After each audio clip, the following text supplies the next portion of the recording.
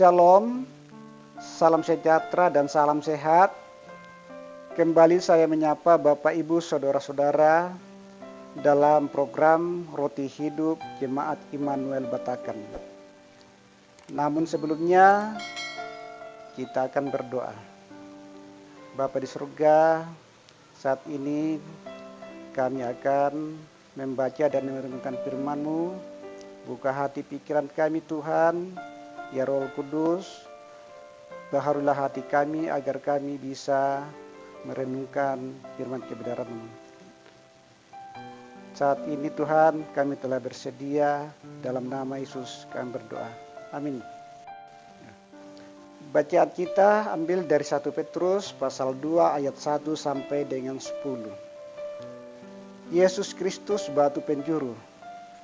Karena itu buanglah segala kejahatan, segala tipu muslihat dan segala macam kemunafikan, kedengkian dan fitnah. Dan jadilah sama seperti bayi yang baru lahir, yang selalu ingin akan air susu yang murni dan rohani, supaya olehnya kamu bertumbuh dan beroleh keselamatan. Jika kamu benar-benar telah mengecap kebaikan Tuhan, dan datanglah kepadanya batu yang hidup itu, yang memang dibuang oleh manusia, tetapi yang dipilih dan dihormati di hadirat Allah. Dan biarlah kamu juga dipergunakan sebagai batu hidup untuk pembangunan suatu rumah rohani bagi suatu imamat yang kudus, untuk mempersembahkan persembahan rohani yang karena Yesus Kristus berkenan kepada Allah. Sebab ada tertulis dalam kitab suci, sesungguhnya aku meletakkan di Sion sebuah batu yang terpilih, sebuah batu penjuru yang mahal, dan siapa yang percaya kepadanya tidak akan dipermalukan.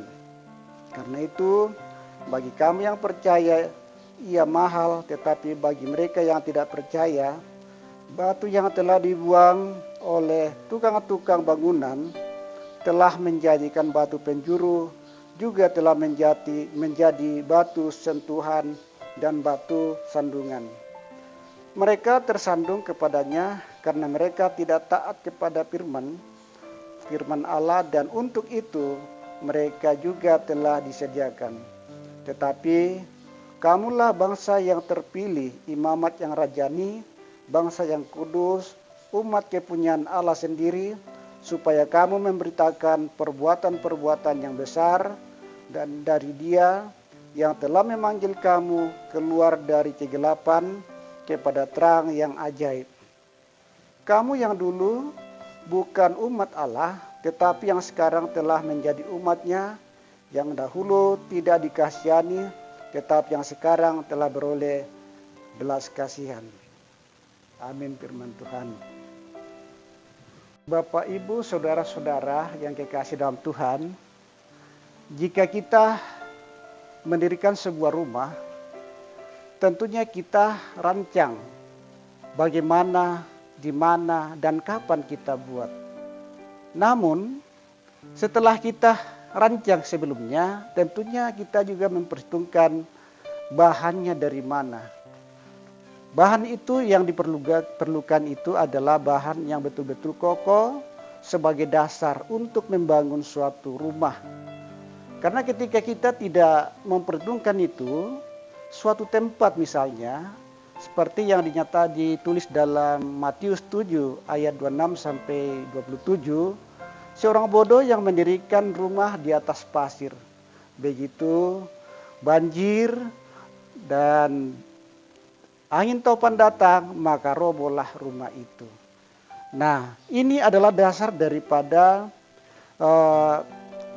membuat bangunan. Tentunya kalau kita membuat bangunan rumah, kita melihatkan bahan yang diperlukan, misalnya dari batu sebagai pondasi, untuk memperkuat sebagai dasar daripada bangunan.